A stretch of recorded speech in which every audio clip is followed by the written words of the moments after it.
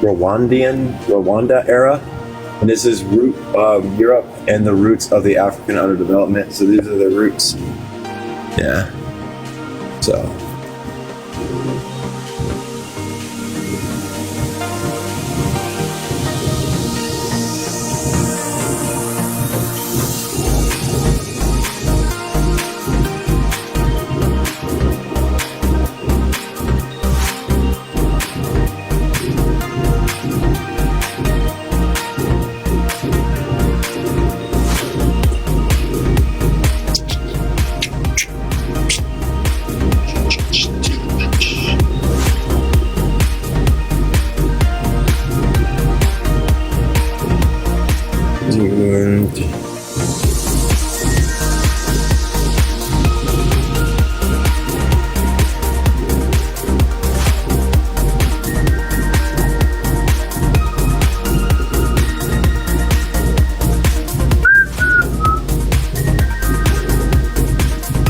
Start here in a minute.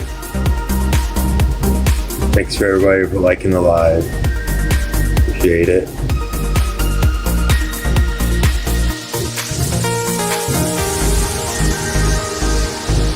Alright, let's get this going. Hey Lucas, what's up? Alright, let's get this started. Let's start with Rwanda. I think we're gonna go over things that happened. We're talking about places that were. I think we're talking about places that were not completely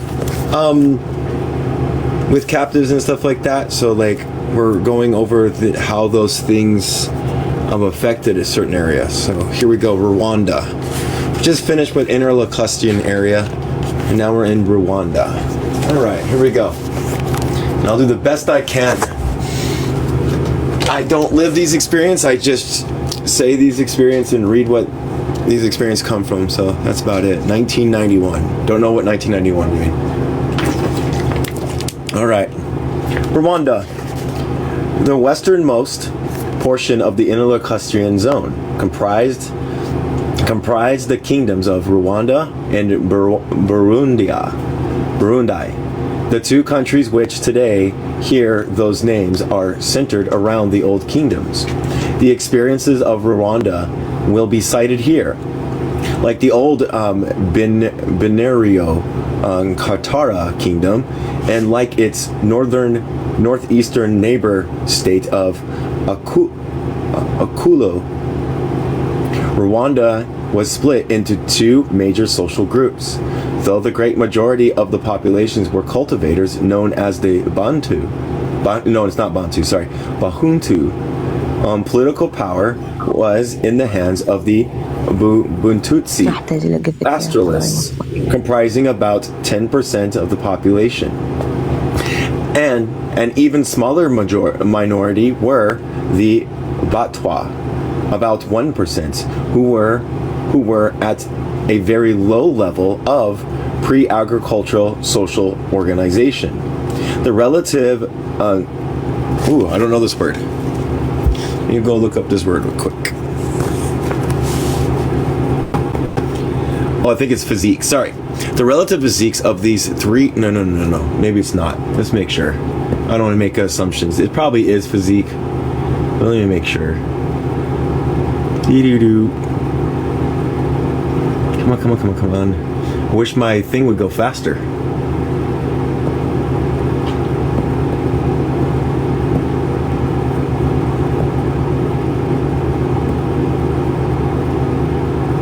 Just making sure. Physique. I was right. Physiques. The relative physiques of the three social segments in Rwanda offered an interesting commentary on the development of human beings as species. The Batutsi were one of the tallest human groups in the world, and the Bahutu were short and stocky, and the Batwa were they used the P word, short, small people. The differences can be explained largely in terms of social occupation and diet. The BATWA, were not living in settled agriculture communities. Instead, they wandered around in small bands, hunting and digging roots, thereby failing to assure themselves as plentiful of rich food. At other extremes, the Batusi pastoralists were subsisting on a constantly accessible and rich diet of milk and meat.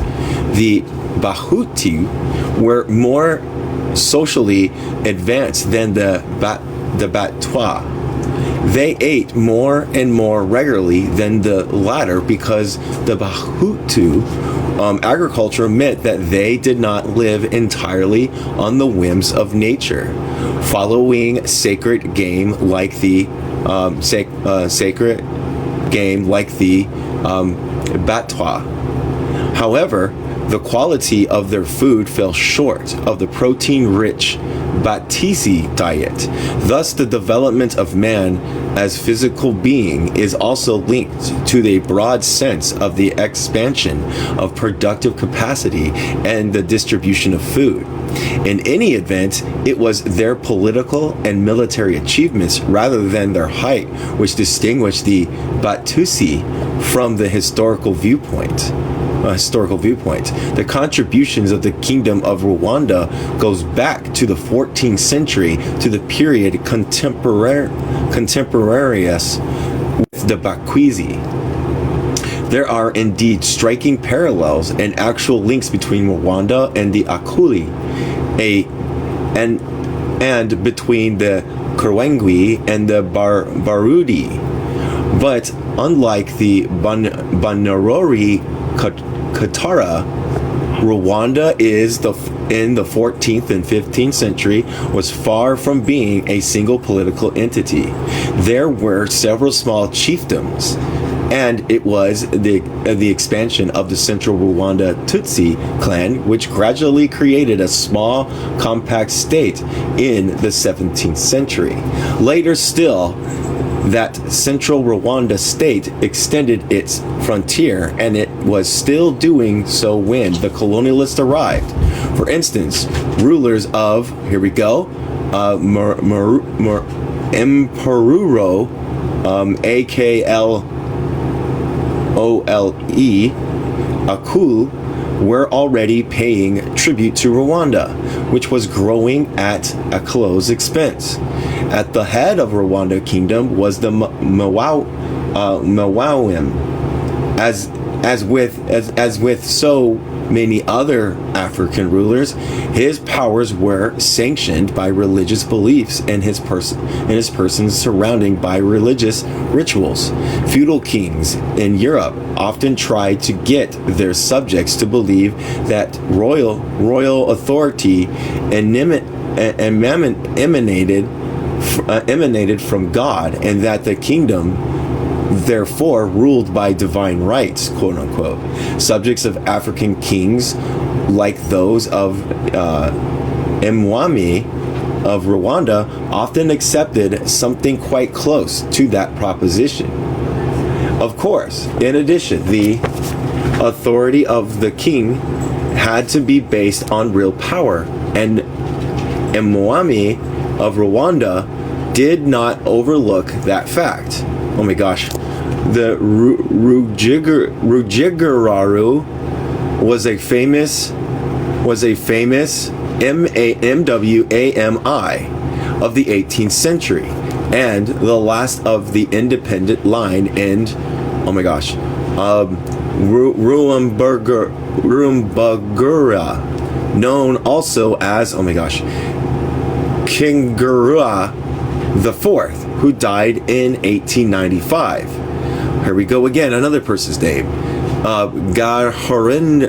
Horindaro is another whose praises were sung by the court musicians and historians. Each of them was associated with one or more contributions to realigning the power structures of the state, which meant that they each embodied certain historical class and national forces. Oh my gosh.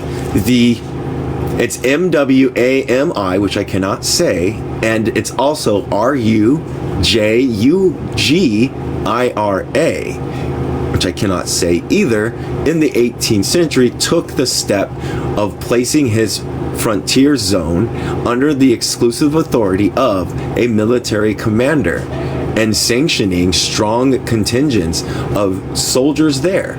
The move was significant because of any young or growing state. The most uncertain areas are those on the frontiers, known as the, quote, March provinces, end quote. In European feudal terminology, I'm going to try my best, Rujargura was in effect placing the marches province under military law, and he also put permanent military camps at strategic places. Sorry, I'm looking back just a little bit.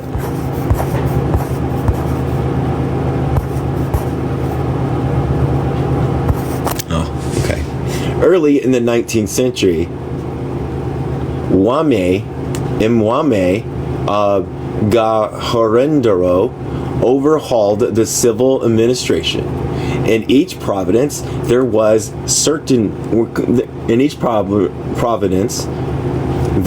created both a land chief and a cattle chief, one being responsible for farm rents and the other for cattle dues. Besides, there were smaller district authorities or hill chiefs, quote unquote, within all provinces, all members of the Batusi aristocracy, whether by accident, incident, or design, it turned out that administrators responsible for different areas and different matters were jealous of each other, and that kept them from uniting to conspire against the Mwame. The quote, hill chiefs were for a long time hereditary within given Batusi clans and or lineages, but under when Rambargarari, can't say the word, they became appointive, another move which strengthened central government.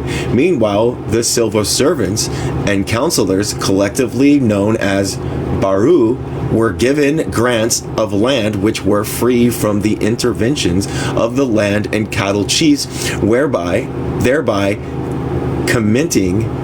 cementing the loyalty of the Baru to the throne.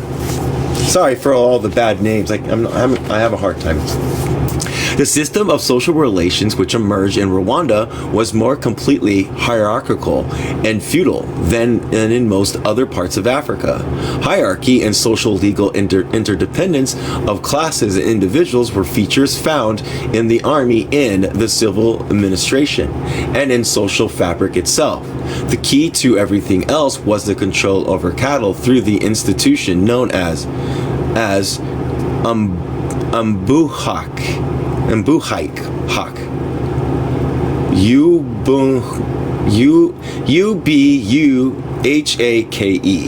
This meant that the poor in cattle and those who of low status by birth could approach anyone with more cattle and more respected status and offer his physical labor services in return for cattle and protection. The cattle were never given as outright property, but only the usufruct. What is that word? The usufruct. I'm going to look up this word, everybody. I have no idea what it means. As soon as it lets me do it. USIFRU. Let's find out what this means. Usufruct. I was right, usufruct. The right to enjoy the use and advantages of another property short of the destruction of or waste of its subsistence. So usufruct was handled over a client. Therefore, the client could have the use of the cattle for so long as he reciprocated by handing over milk and meat to his overlord, and for so long as he remained loyal. Of course, the peasant on the land also had to perform labor services and provide tribute to the form of food. The Batusi aristocracy fulfilled their function of offering, quote, protection, end quote, partly by making representation of the Mwami's court or by defending their dependents in legal cases. Above all, however, the protection came through specialization in the military art. Ever since the 15th century, there had been compulsory military service from certain Batusi's lineages.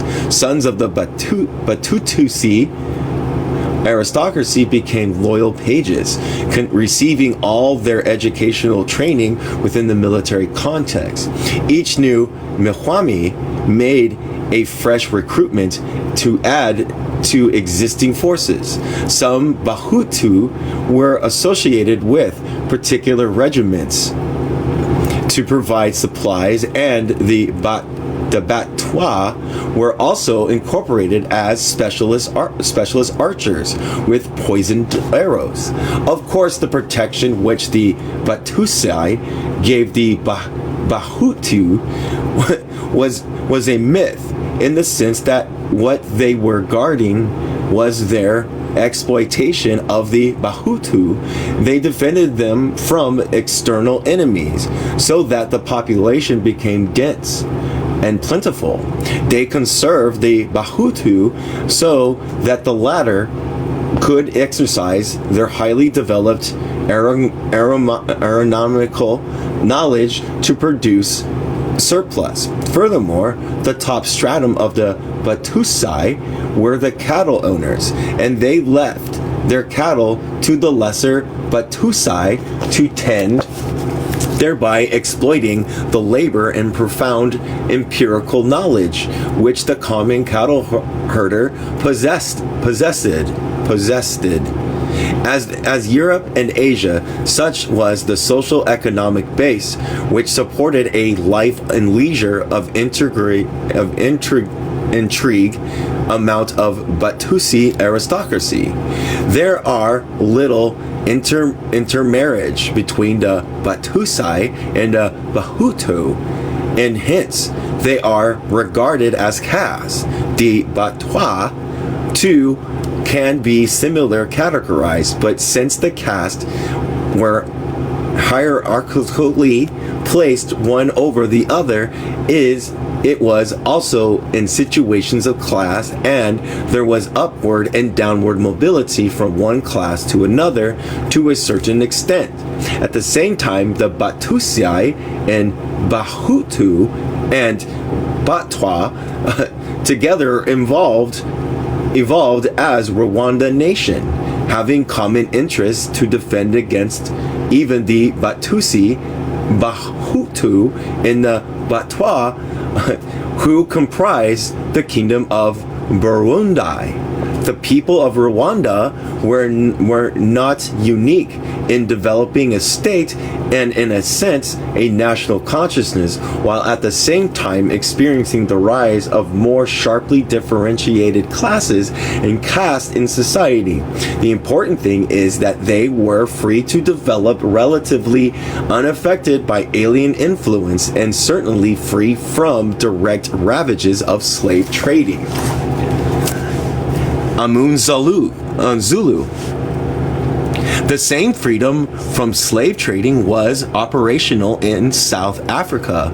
For West African export of captives began in Angola and East Africa. Exports came from Mozambique and zones further north.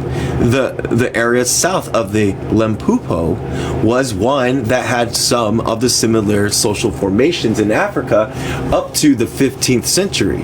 The eastern side was sparsely peopled up to the late date by the Koa herdsmen, who were slowly edged out by the Bantu speakers. When European ship touched in the Natal coast in the 16th century, it was still a region of widely scattered homesteads. But in the years to come, the population became denser and important political military development took place. Anyone with nodding acquaintances with the African past would have heard the name Shaka, and Zulu leader who most embodied the social and political changes which took place in the eastern portion of South Africa. One biographer, a European, had this to say of Shaka: Napoleon, Julius Caesar, Hannibal, Charlemagne. Such men as these have risen periodically throughout the history of the world to blaze a trail of glory that has raised them high above the common level. Such a man as Shaka was Shaka, perhaps the greatest of them all. The above praise among appeared on the back cover of the biography in question, and since the capitalist publisher treated books just like boxes of soap powder, one has admittedly to be suspicious of any advertisement designed to sell the book. Nevertheless, all commentators on Shaka, both African and European, frequently compared him favorably with the great men, quote unquote, of European history. It is therefore appropriate to examine Amun Zulu society up to the 19th century with a view of understanding the role of the leader in relationship to the development of society as a whole. Shaka was born about the year of 1787, and the impressive achievement attributed to him in his 40 years lifespan can only be briefly enumerated here. By 1816, he was head of a small Amnu Nangola clan, Amu Zulu. Within a few years, he had recognized it militarily, both in terms of weapons and the tactics and strategies of war, so that Amun Zulu clan became a feared fighting force. Through warfare and political maneuvering, he united the commanded the Amun Nogana, who had previously been divided into dozens of independent or semi-independent clans. At one point, it seemed as though Shaka was about to unite under the rule of the whole of the region that is now Natal, Lesotho, and Swaziland. That task was not accomplished when he met his death in 1828, nor were his successors able to maintain Shaka's sway. But the territory belonging to the Amazulu nation in the late 19th century was 100 times greater than the 100 square miles of the original patronymic of the Amazulu clan was inherited by Shaka in 1816. I'm going to look up what this word says. I don't even know if I'm saying it right. I like this story, this little thing they're going to talk about. I like it. It's just giving you more evidence that, like, taking captives and enslaving people wasn't an easy task. It didn't come not without fight. Patrimony, which means properly inherited from one father or male ancestors. Okay, cool. It was a diminished and less powerful Amazulu that had still that was still capable in 1867. In 1876, of inflicting upon the British one of the most crushing defeats in their history of overseas adventuring at the Battle of, oh my gosh, Asanawana. I can't say it. Shaka grew up at a time when the question of unity and of effective armies were being posed seriously for the first time among the Amanogona. Previously, the clans, which generally coincided with chiefdom, displayed a tendency of stagnate or break into smaller and smaller units. As the older son of a clan had grew to adulthood, he went off to settle his own kraal. A new junior clan was born, for his father's clan remained senior, and its headship passed to the eldest son of the quote greater wife end quote. That pattern of segmentation was possible so long as population density was low and land was plentiful for farming and grazing. Under those circumstances, there was little competition for resources, for political power, and wars were hardly any more dangerous than a game of football in Latin America. Usually a clan had traditional rivalry with another given clan. They knew each other well, and their champions fought in a spirit of festivity. One or two might have been killed, but then everyone went home until the rematch. Wait. But then everyone went, okay. Early in the 19th century, the casual tempo of Accra Zulu life and politics had changed considerably. A greater population meant less and less room for junior members to hive off, quote unquote, on their own. It meant less grazing land for cattle and disputes over cattle and land. As the Amazulu began to fight more frequently, so they began to feel the necessity to fight more effectively. At the same time, senior clan heads began to recognize the need for political structure to ensure unity and maximization of resources and the minimization of inter-scene conflict. Shaka addressed himself to both the military and the political problems of Zululand, which as he saw as two sides of the same coin.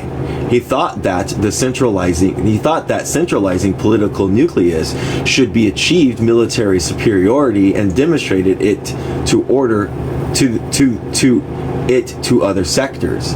That would generally lead to peaceful acceptance of the greater political state, or else the descendants would be thoroughly crushed. The era of conflict and warfare in Zululand in the earlier 19th century brought troops face to face much more often. But the pattern of military encounters still remained that of the long distance hurling of light amuk hotu, or spears. For close fighting, a weapon grasped in the hands is much more damaging, as feudal armies discovered in Europe and Asia, and therefore resorted to swords and pikes.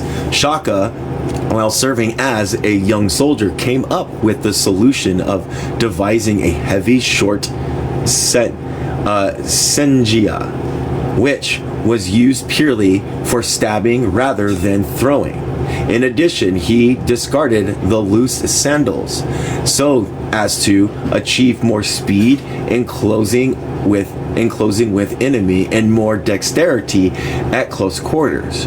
Through experience, Shaka and his fellow youth were discovering the specific techniques of using their shields and asingwas to best effect. Of course, warfare comprised not just the encounter of individual soldiers, but more importantly, a pattern of tactics and strategies in relationship to the exposing forces taken as whole. This aspect of war also attracted Shaka's attention, and his outstanding innovations came into form of Izimpai regiment deployed so as to allow for the reserve behind the fighting vanguard and for two wings or horns, quote unquote, capable of encircling the enemy's flanks. Finally, most importantly, an army has to be trained, disciplined, and organized so that it is a meaningful unit in peace and in war. Shaka created new regiments to include men up to 40 years of age. He kept his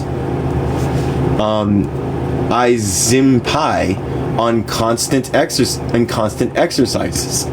and fatigues, quote unquote, so that the individual shoulders were fit and proficient, while the army as a whole synchronized in accordance with the wishes of its commanders.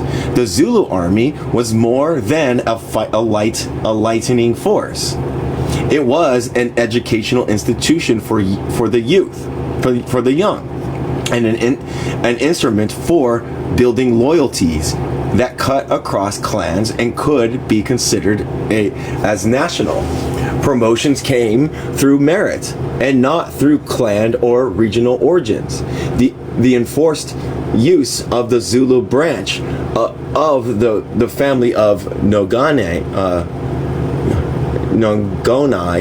languages also worked in the direction of national consciousness. Over an area of 12,000 square miles, citizens came to call themselves Amazulu and to regulate their clan names to second place.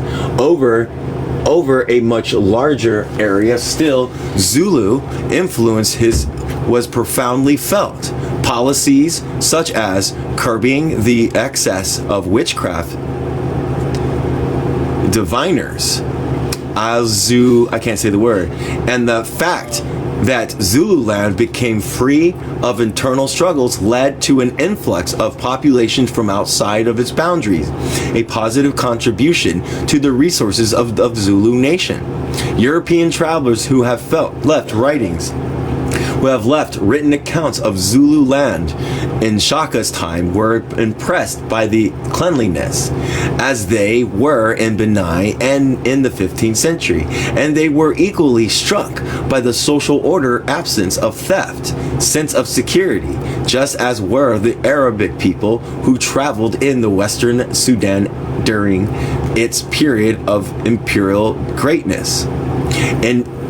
In actual fact, both the cleanliness and the security of the fief and property were part of Zulu life from long before and under Shako. What was impressive was the scale in which these things extended, owing to the protective umbrella of the state. The people being impressed were Europeans. The European evidence is the base evidence in that it can scarcely be said to have been pro-African propaganda. Other white visitors who saw the march past the 15 of Shaka's regiment wrote that, quote, "It was the most exciting scene, surprising to us, who could not have imagined that a nation termed, quote, the S words, could be so disciplined and kept in order," end quote. A great deal more could be added concerning the Amazulu's political institutions and its army. But what is relevant here is to understand why Shaka was possible in Africa in the 19th century before the coming of colonial rule. Had Shaka been a slave to some cotton planters in Mississippi or some sugar planters in Jamaica, he might have had an ear or a hand chopped off for being a, quote, recalculant inward. Recalculantrant. They use the N-word, but let me look up this other word means real quick so I can get the full description.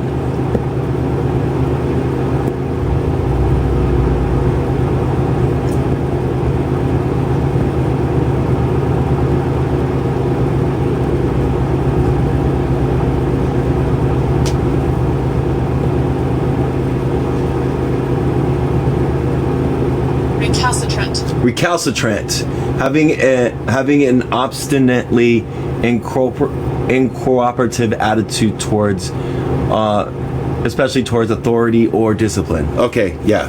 Or at best, he might have distinguished himself in leading a slave revolt. For the only great men among the unfree and the oppressed are those who struggle to destroy the oppressor. On the slave plantation, Shaka would not have built a Zulu army and a Zulu state. That much is certain. Nor could any African build anything during the colonial period, however much a genius he may have been. As it was, Shaka was a herdsman and a warrior. As a youth, he tended cattle and on the open plains, free to develop his own potential and apply it to his environment. Shaka was able to invest his talent and creative energies in a worthwhile endeavor of construction. He was not concerned with fighting for or against slave traders. He was not concerned with the problem of how to resell goods made in Sweden and France. He was concerned with how to develop the Zulu area within the limits imposed by his people's resources. It must be recognized that things such as military techniques were responses to real needs, that the work of individual originates in and is backed by the actions of society as a whole, and that whatever was achieved by any one leader must have been hounded by historical circumstances and the level of development which determine the extent in which an individual can first discover, then augment, and then display his potential. To substantiate the above points, it came to be noted that Shaka was challenged to create a heavy slabbing asanji when he realized that the throwing spear broke when used as a stabilizing weapon, a stabbing weapon. More important still, what Shaka came up with depended upon the collective efforts of Amazulu. Shaka could ask that a better asengui be forged because Nangana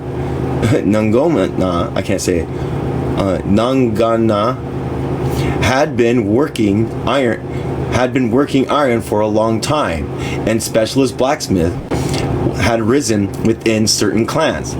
It was a tribute to the organizational and agricultural capacity of the society as a whole that could be fed and maintained a standing army of 30,000 men, re-equip them with iron weapons, and issue each soldier with a full-length Zulu shield made from cattle hide. Because the scientific basis of the experimental preconditions were lacking in Zulu society, Shaka could not have devised a firearm, no matter how much genius he possessed. But he could get his people to forge better weapons, as explained above, and he found them receptive to better selective breeding practices when he set up a special royal herd, because the people already had a vast fund of empirical knowledge about cattle and a love of cattle herding profession. Let me look back. Oh no! There we go.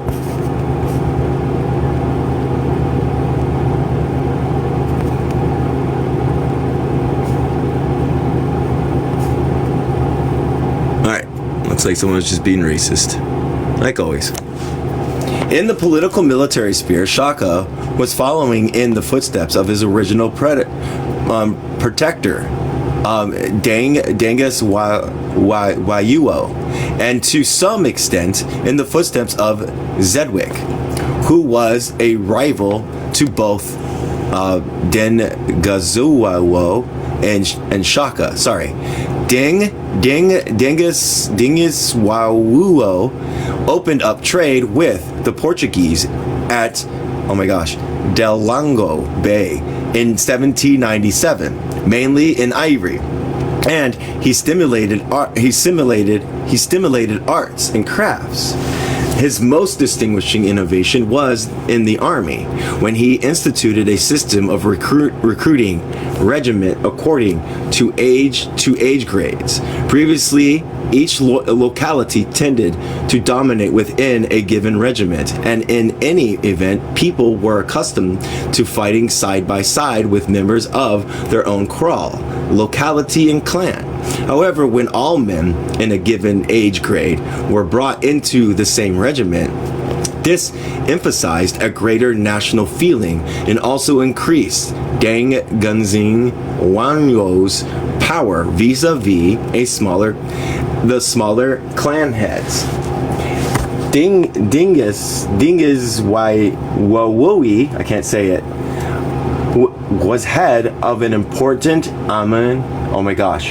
Mmathiwatha clan, and he succeeded in establishing his, oh my gosh, I can't do this word either, paramountcy.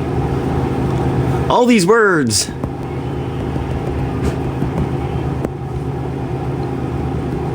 Find out what this word means. P-A-R-A-M-O.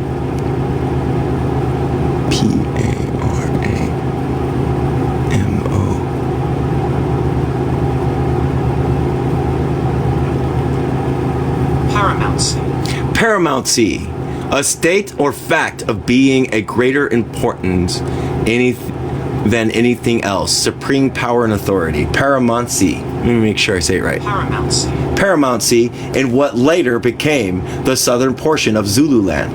In the north, Zaydwide of the Ampron Nawendawi was also engaging in political consolidation. Shaka served in one of the junior age grade regiments of the Dangzingowawo and remained faithful to the latter's centralizing power until Dangawazawo met his death at the hands of Ziwade in 1818. Thereafter, Shaka took up many of the military and political techniques of Dangawanzengowawo, greatly improved them. That this development, it is a matter of building upon what is inherited while advancing slowly, providing that no one comes to civilize, quote unquote, you.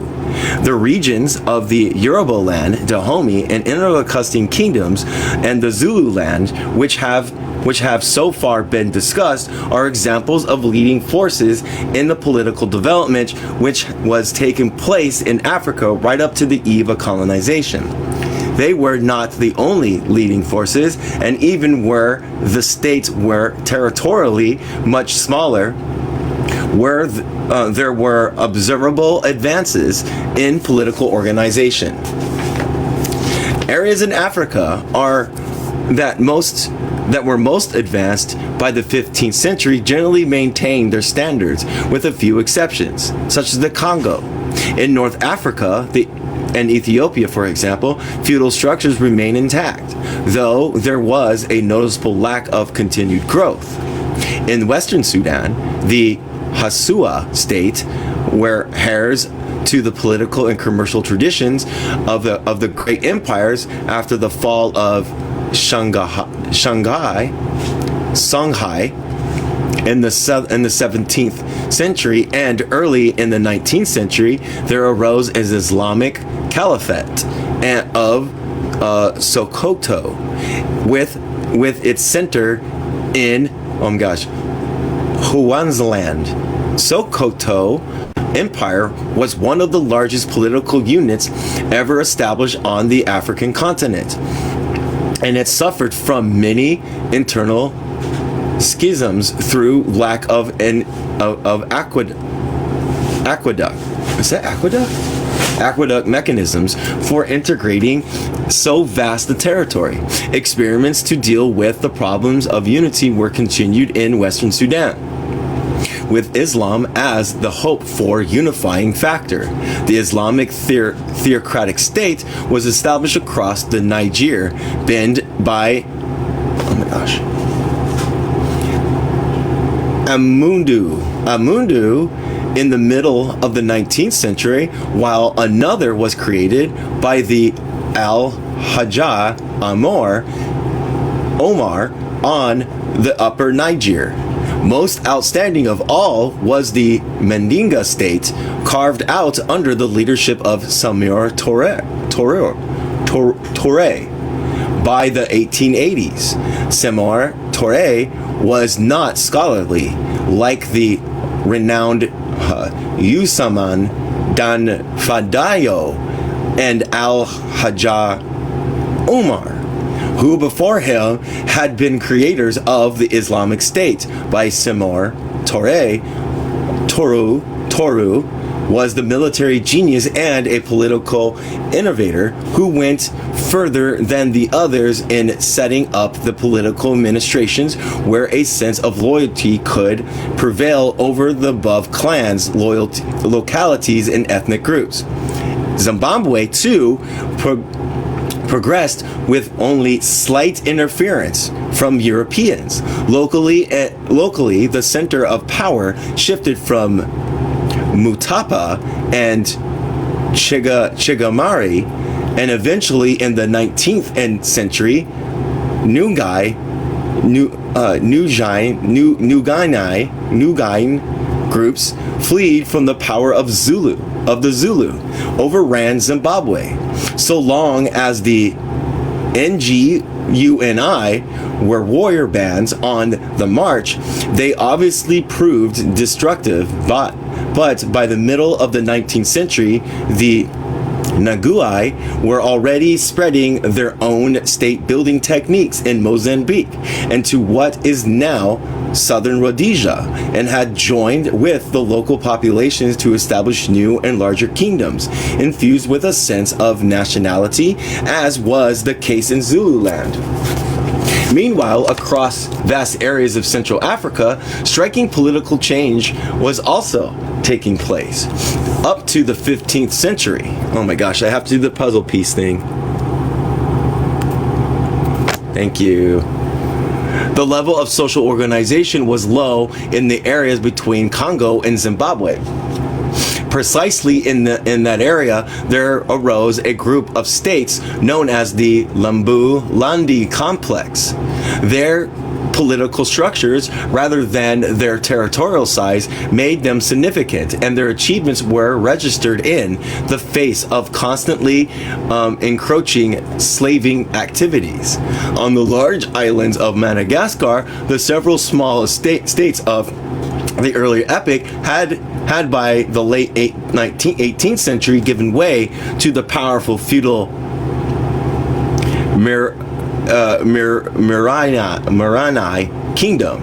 More often than not, Madagascar is ignored in general assessments of the African continent, although both in physical and in the cultural sense, Africa is right large on the Malagasy people.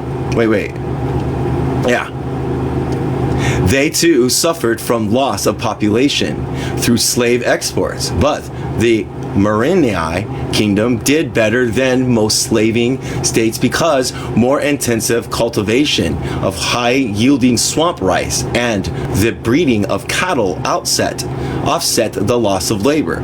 This situation should serve as a reminder that development accompanied by slave trading must not be superficially or illogically attributed to the export of the population and the dislocation attendant upon slave raiding.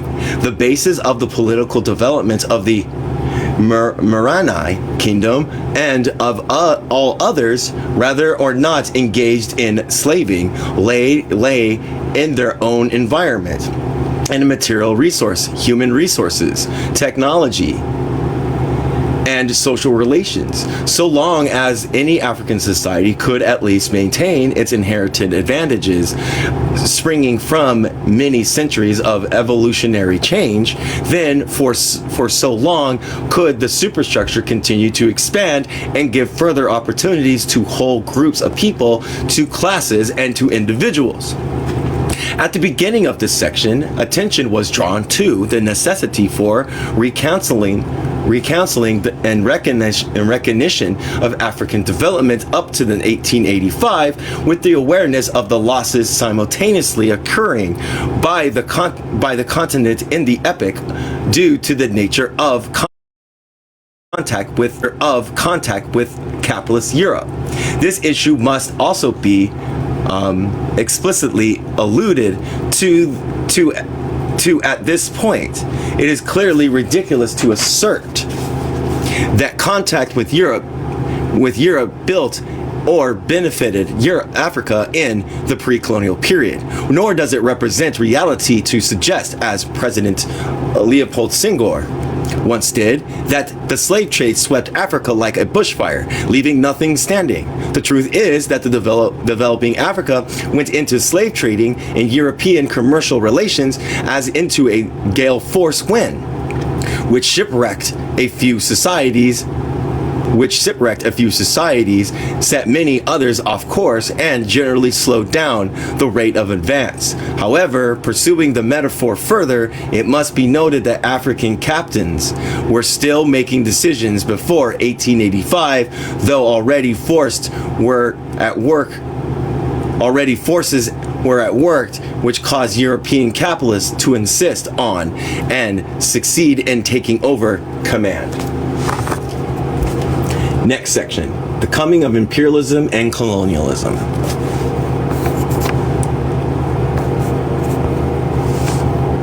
Hold on a second. Let me look back real quick. All right, hold on.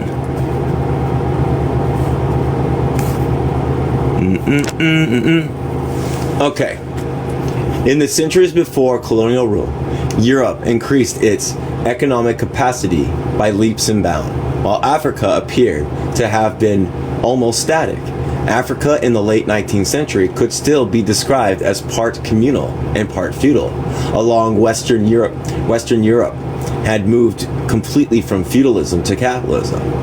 To elucidate the main thesis of this study, it is necessary to follow not only the development of Europe and the underdevelopment of Africa, but also to understand how those two combined in a single system, that of capitalist imperialism.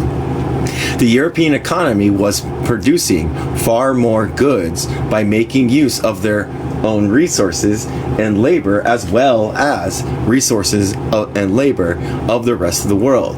There were many qualitative changes in European economy which accompanied and made possible the increase of quantity of goods. For example, machines and factories rather than land provided the main source of wealth.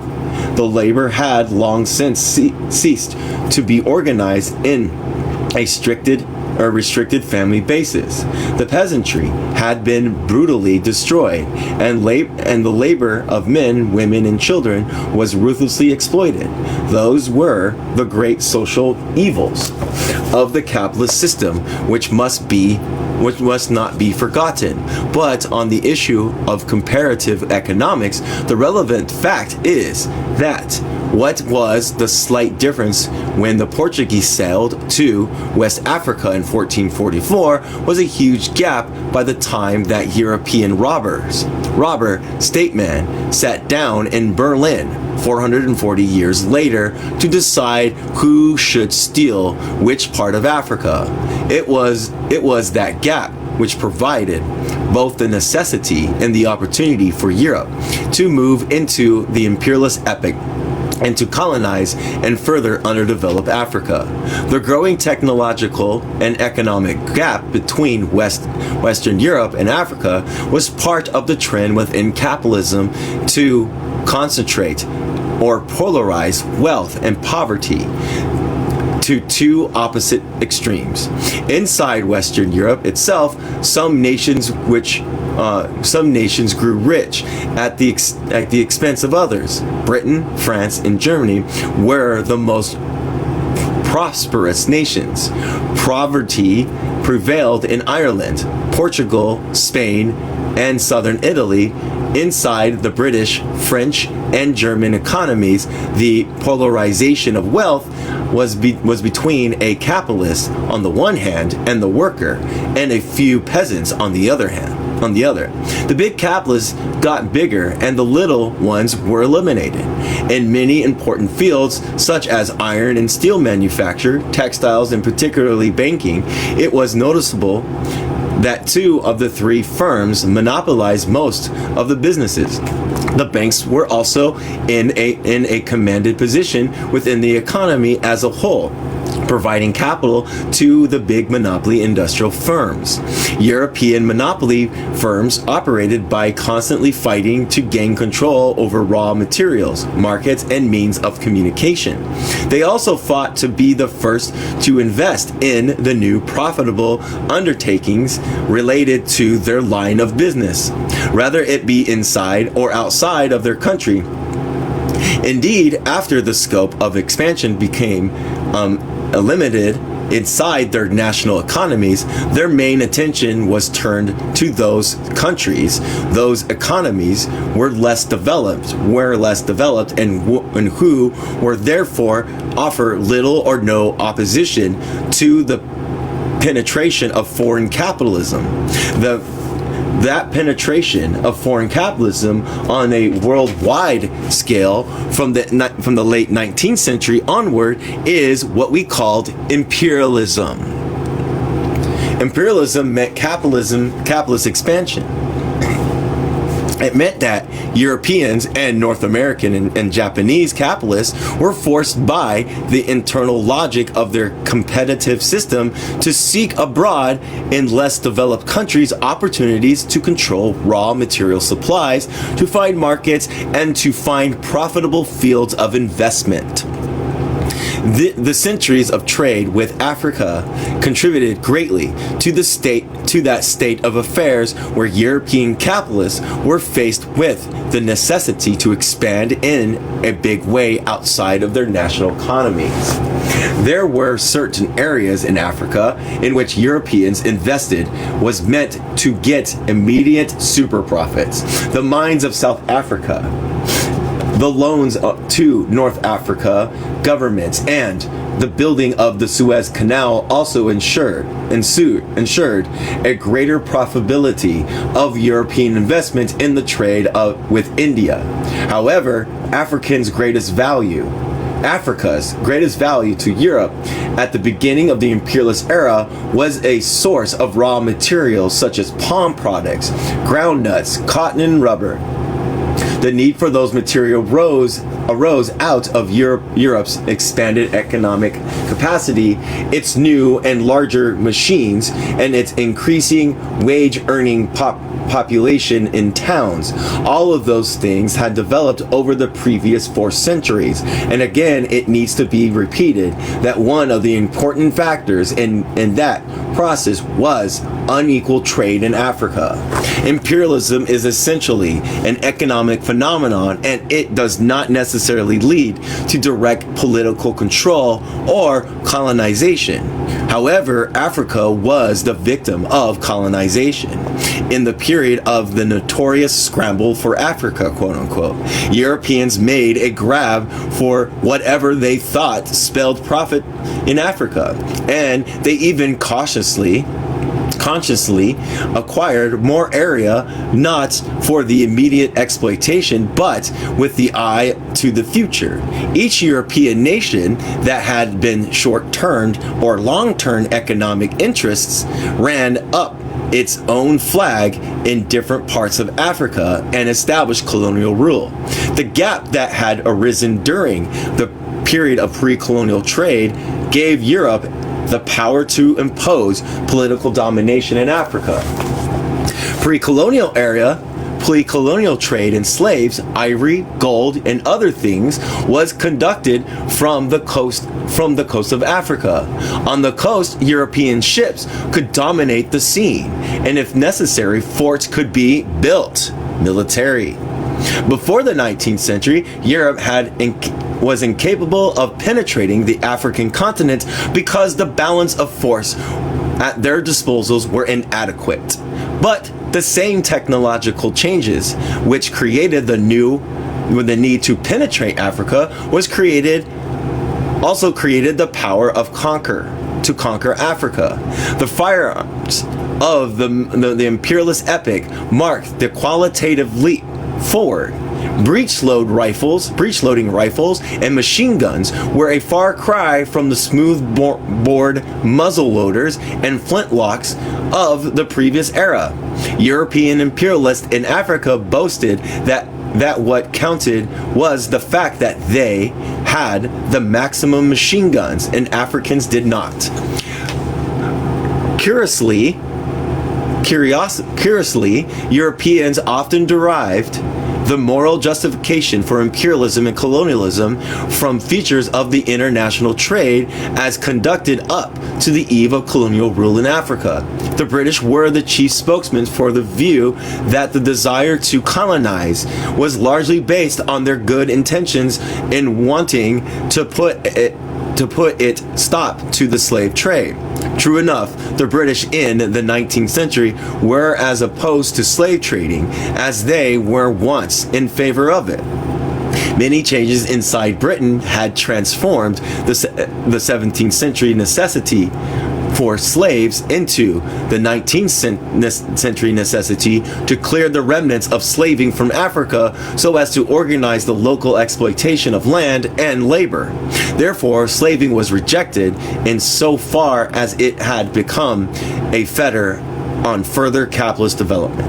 This was particularly true in East Africa, where Arabic slaving persisted until late in the 19th century.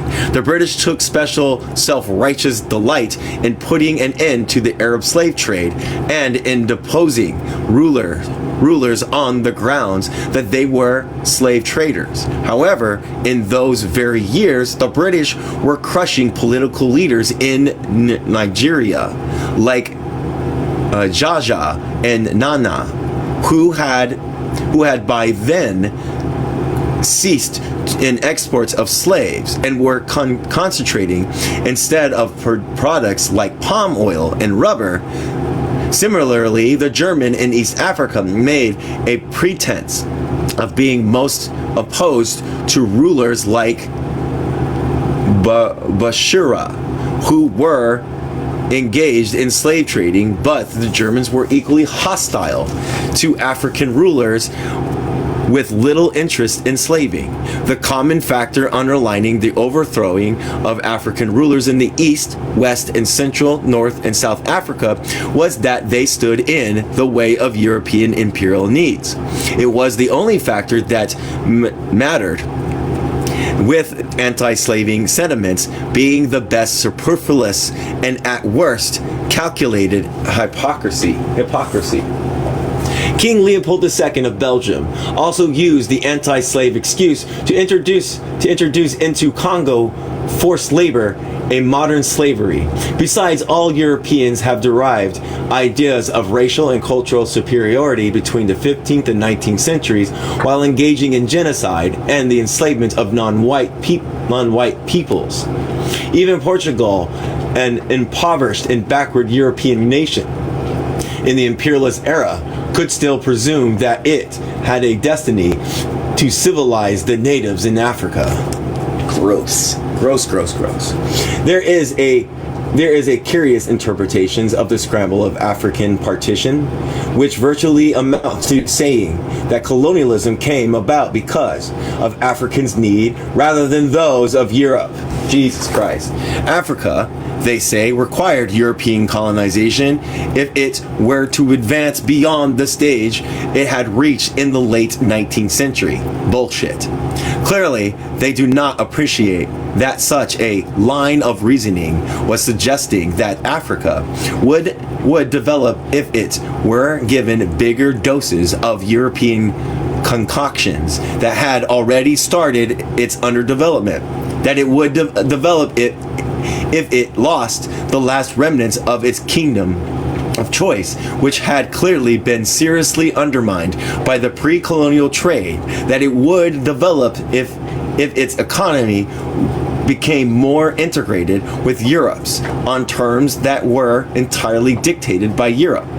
Those implications of their fallacies would be plain to anyone whose ties to understand the development process before making the pronouncements of any particular epoch of human development in Africa. Throughout the 14th century, African rulers were displaying great initiatives in pursuit of the broadest forms of cultural contact with Europe. In the case of West Africa, that meant seeking substitutions for trade in slaves. Dahomey, one of the most embroiled in slave trading, was among the states that used many of the last years of his independence to find a healthy basis for cultural exchange with Europeans. In the 1850, the reigning Dahomean king Gizo proclaimed an edict whereby young oil palms were to be freed from parasites surrounding them, and serve penalties were to be imposed for cutting palm trees. Gunzo, who ruled from 1818 to 1857, was a reformer, and he made sincere efforts to meet criticisms of his policies by grouping such as missionaries and anti-slavery campaigners. But it soon became clear that Europeans were not bent on seeing Dahomeans re-emerge as a strong state, but were rather creating excuses and the subjective conditions to justify their proposed colonization of the people of Dahomey. Under those circumstances, the last Dahomean monarch, Galila, fell back on his capital at Abomey, and pursued the policy which he considered most consistent with the dignity and independence of Dahomey. Glindla raided Abukatu, which contained converts who were already, quote, British protected persons, end quote.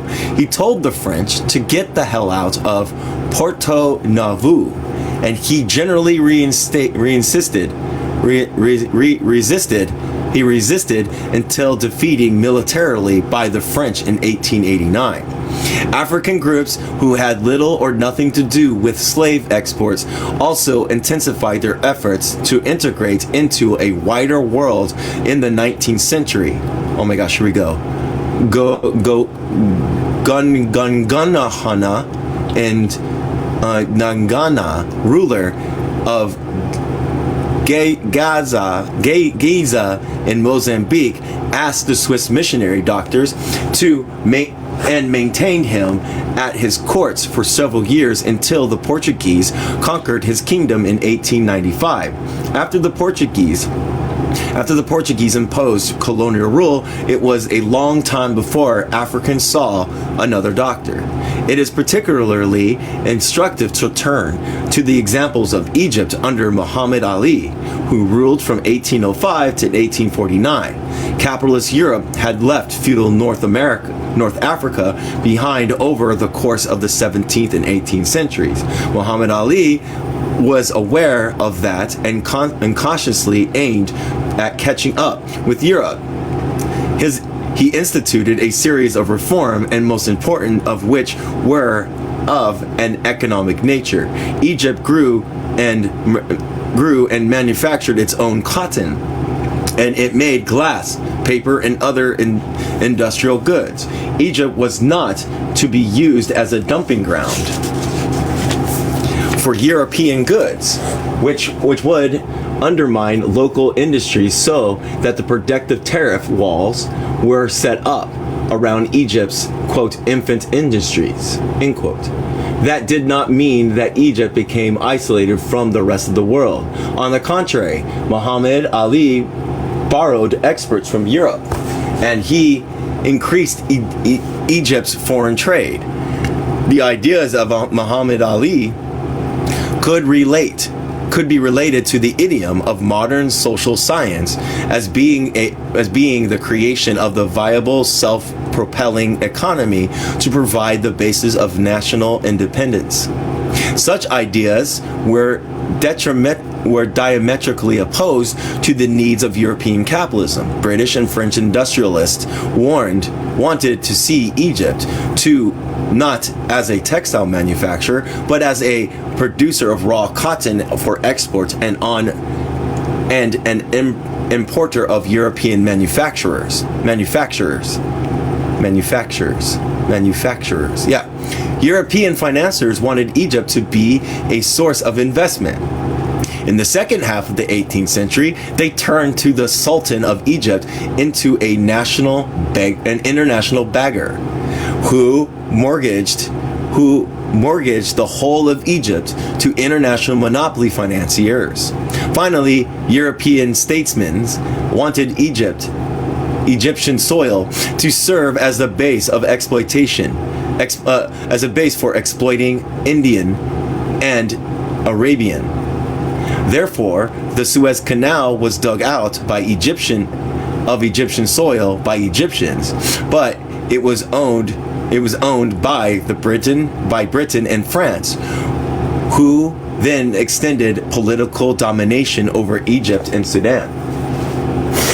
Education is undeniably one of the facets of European life which has grown most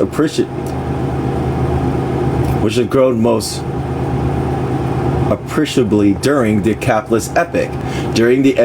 Through education and extensive use of the written word, Europeans were in the position to pass on to the others the scientific principles of the material world which they had discovered, as well as the body of varied philosophical reflections on man and society. Africans were quick to appreciate advantages deriving from a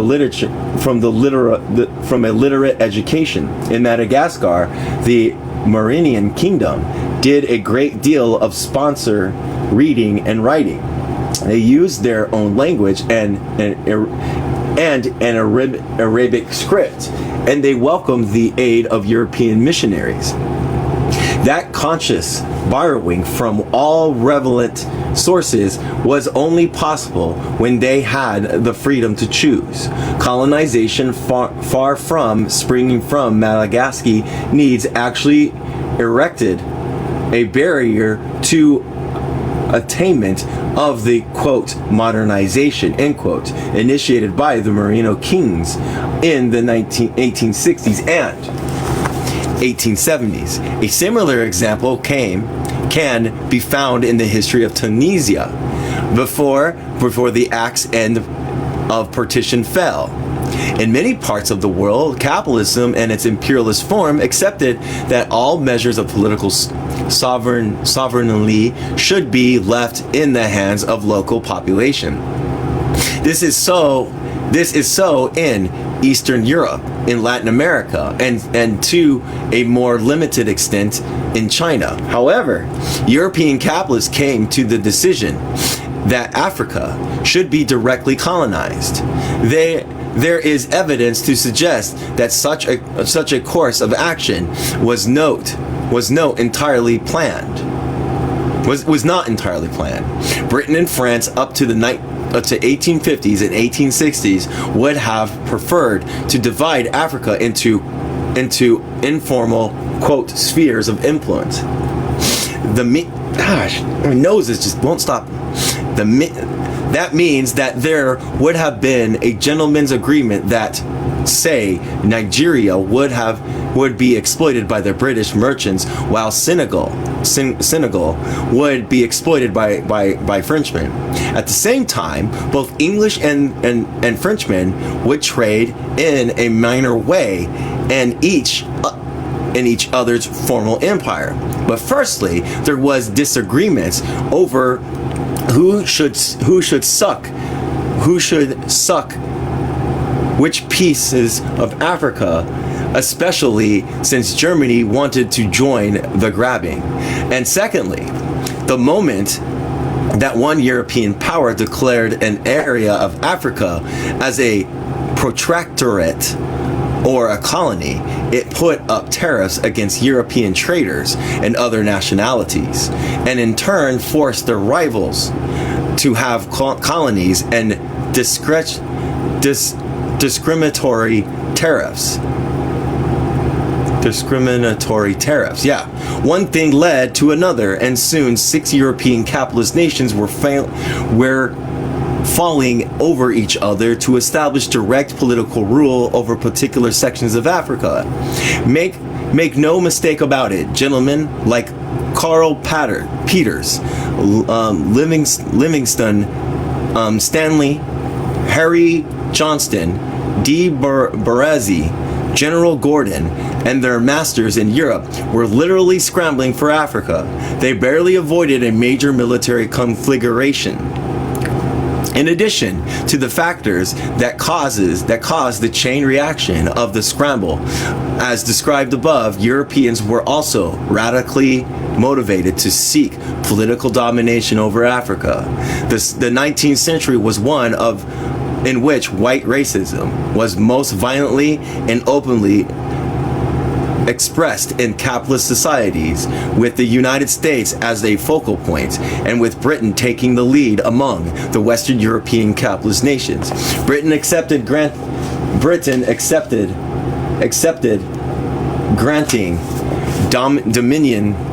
dominion status to its old colonies of white settlers in Canada, Australia, New Zealand, but it withdrew self-government from the West Indies when the white planters were ousted from the legislative assemblies by black or brown people. As far as Africa was concerned, Englishmen violently opposed black self-government, such as the Fontaine Confederation on the Gold Coast in the 1860s.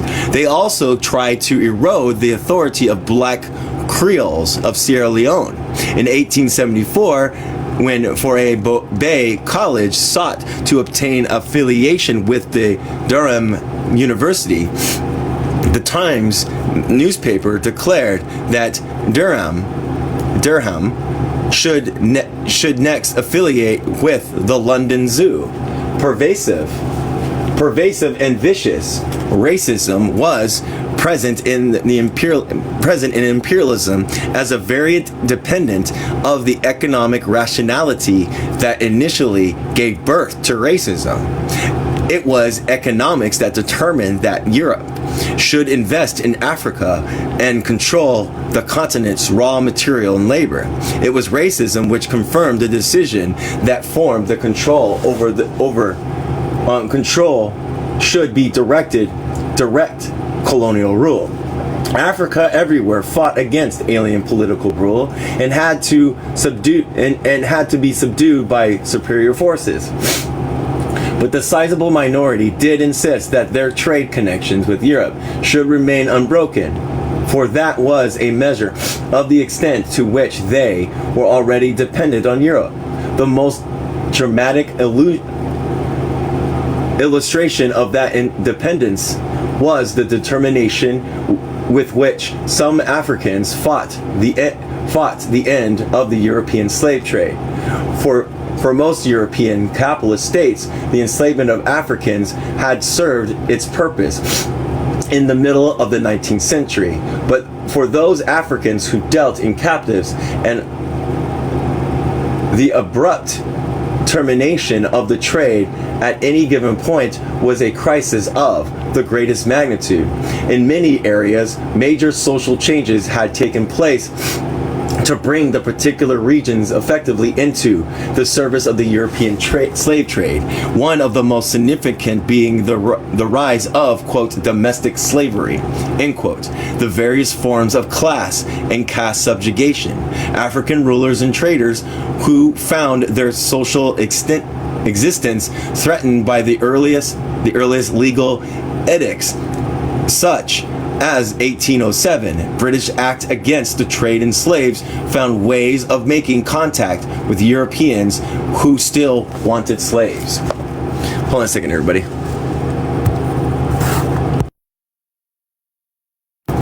All right.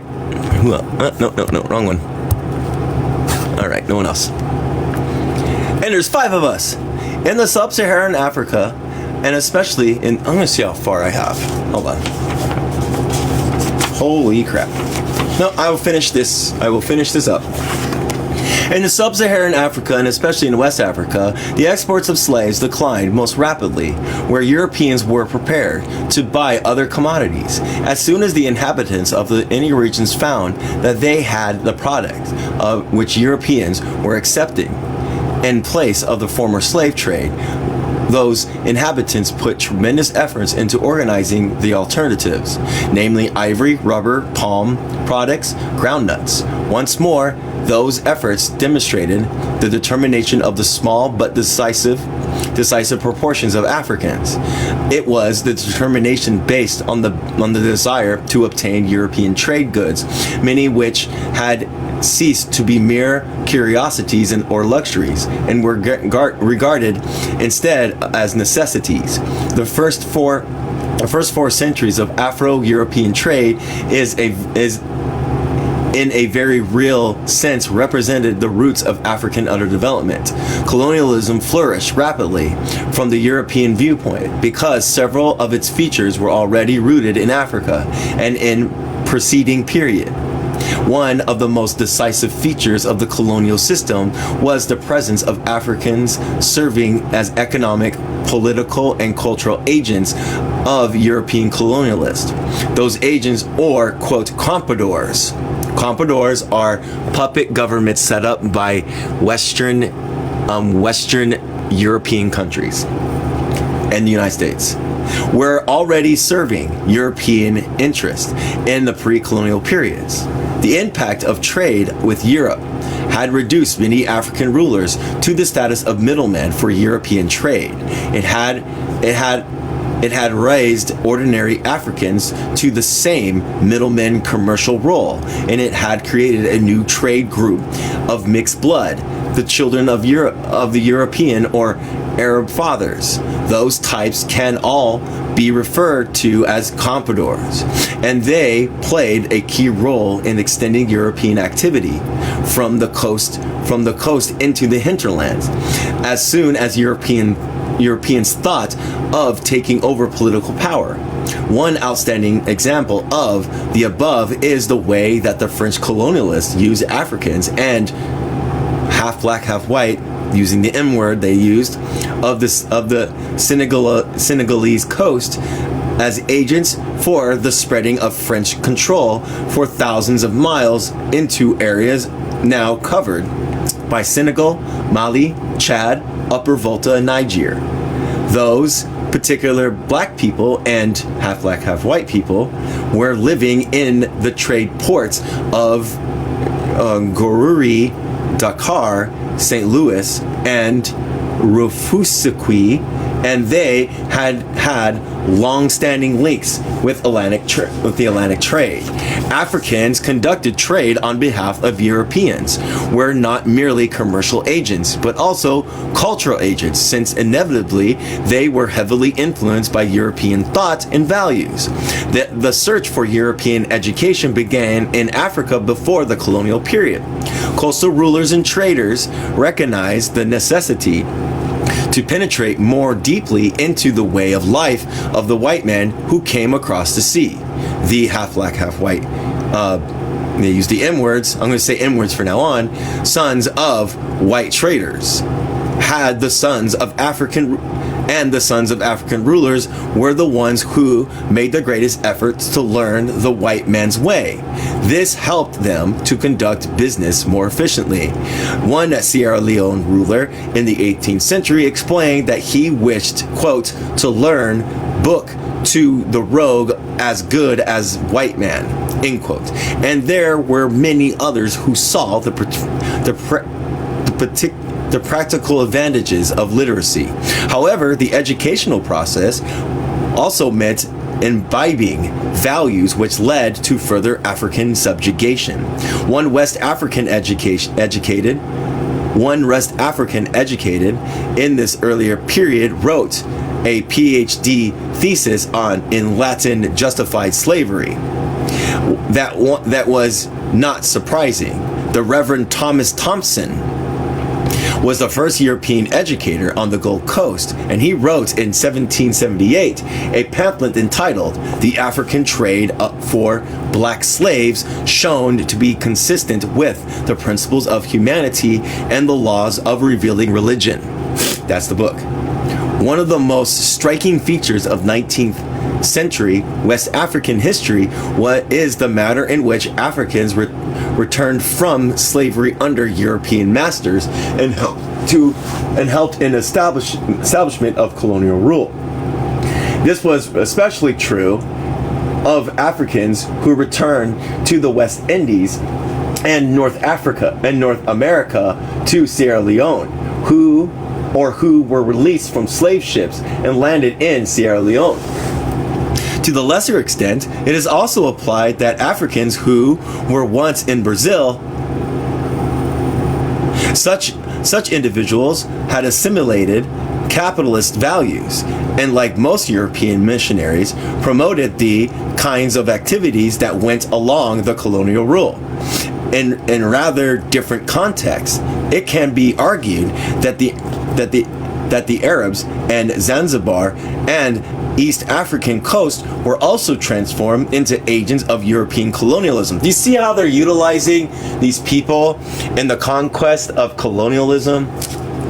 At first, they resisted because European colonialism affected their own expansionist ambitions on the East African mainland, but they soon came to the arrangement, which gave Europeans the ultimate power.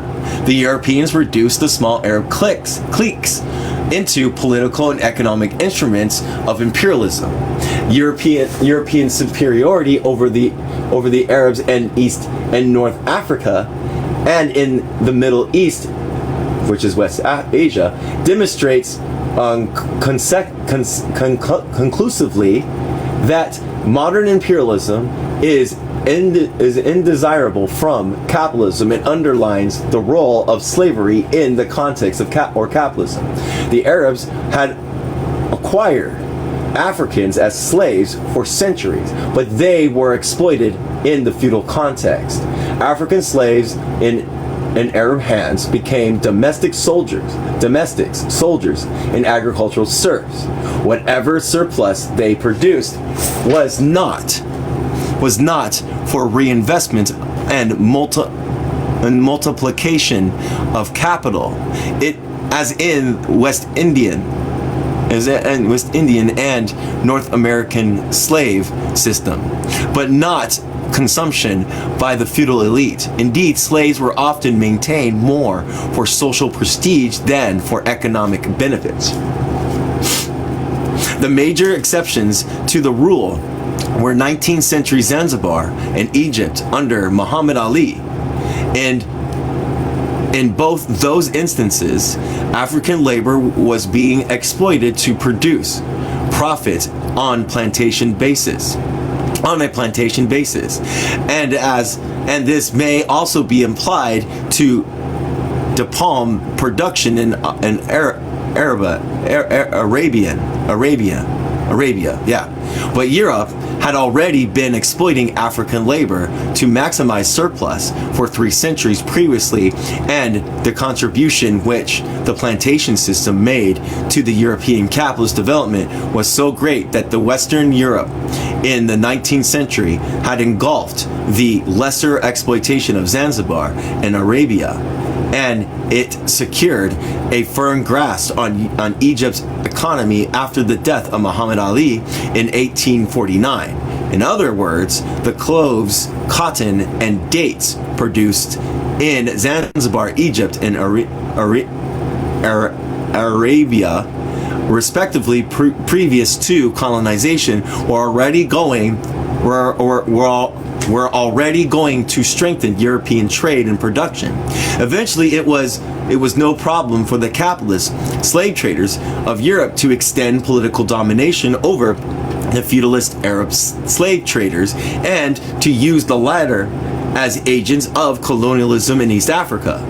Returning to the question of indigenous Africans, agents of European colonial rule in Africa, it should be recognized that European recruiting Africans to serve in the armies that actually conquered Africa in the bloody periods of the 1880s through the First World War, started by Europeans in 1914. All right, I have 2.5 more pages to go.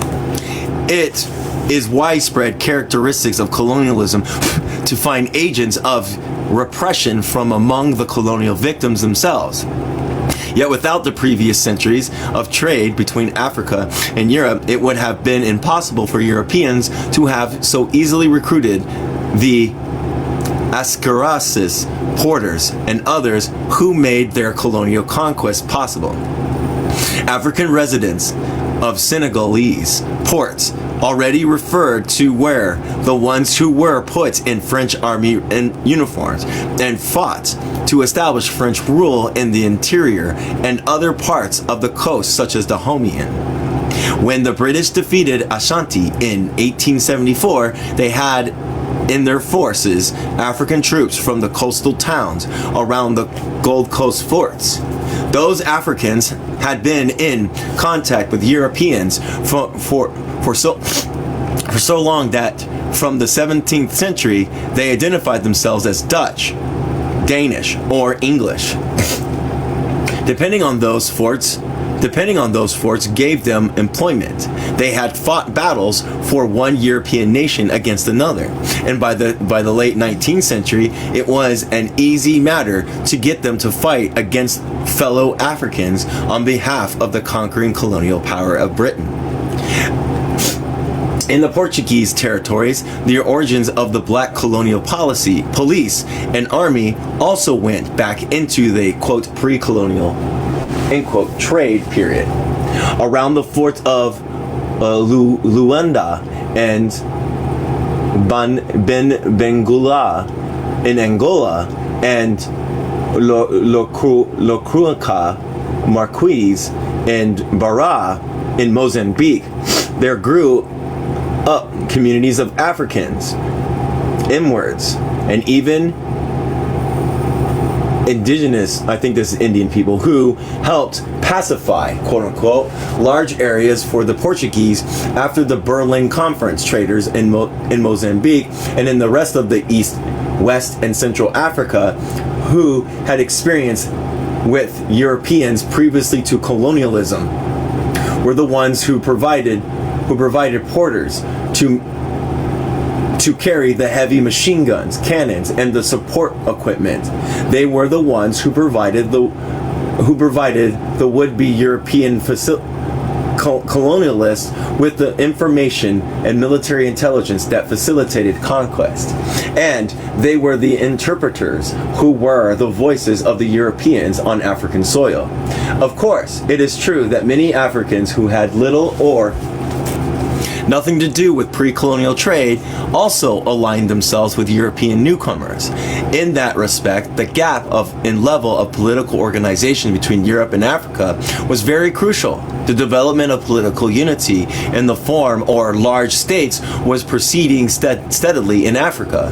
But even so, at the time of the Berlin Conference, Africa was still a continent of a large number of social political groupings who had not arrived at the common purpose.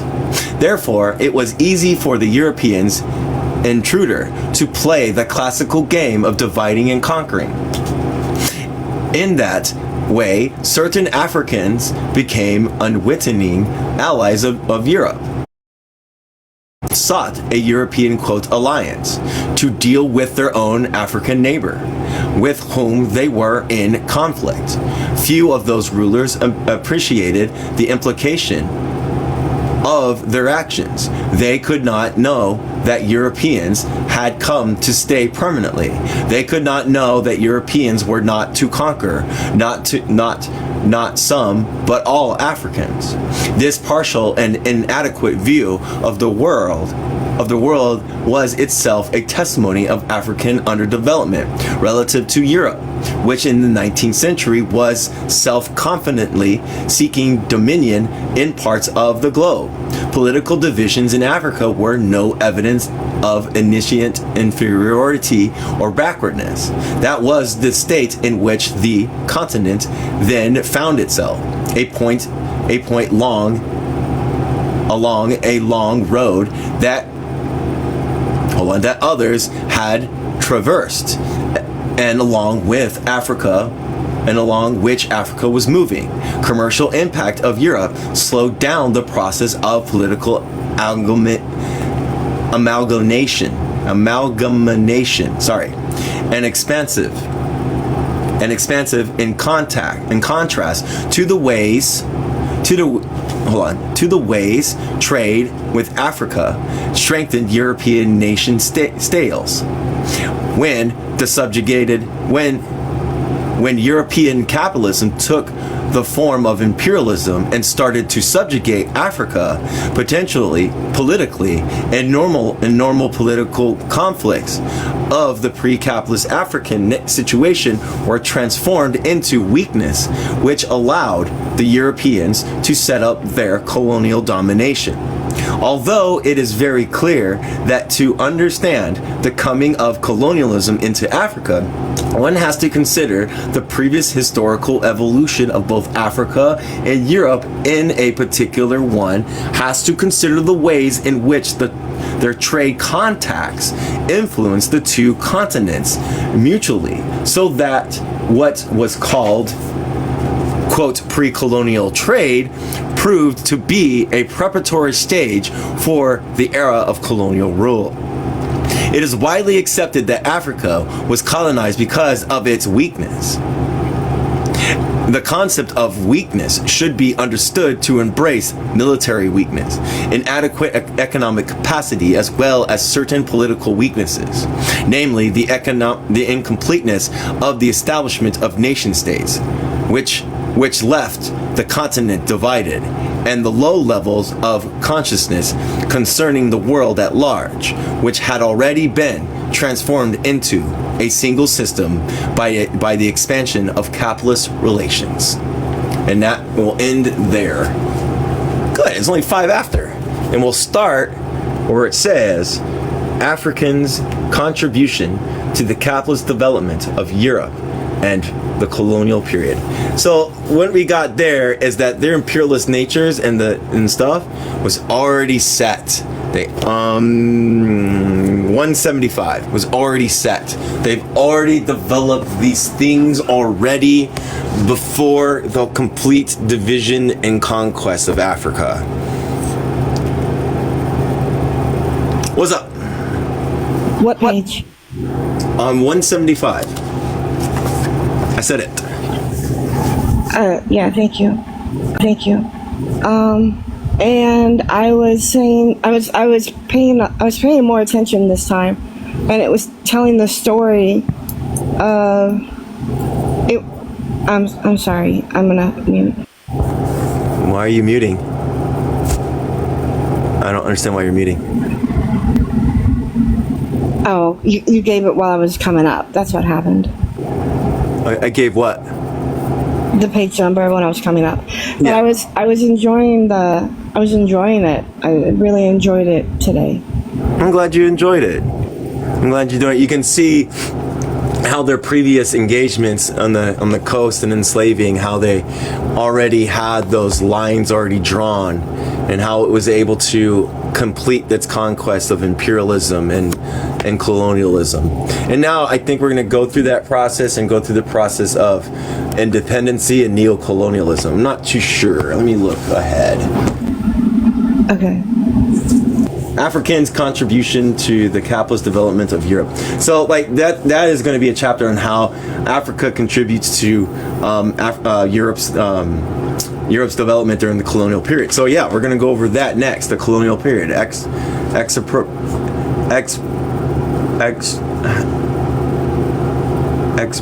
Expropriation? No, it's a T. Okay. It's A-T. Expatriation.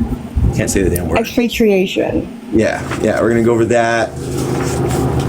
You know, and that is gonna. Well, that's like expatriation is like when you leave the country.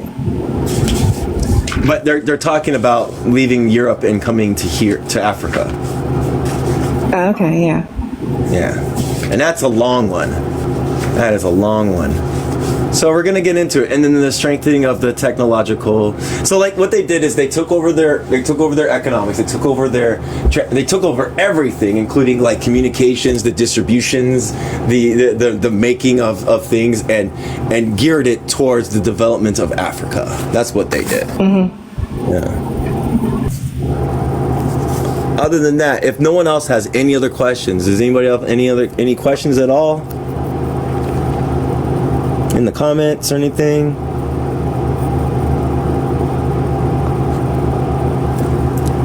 No? Looks like we're good. All right, then we'll all close it out for the night, and I'll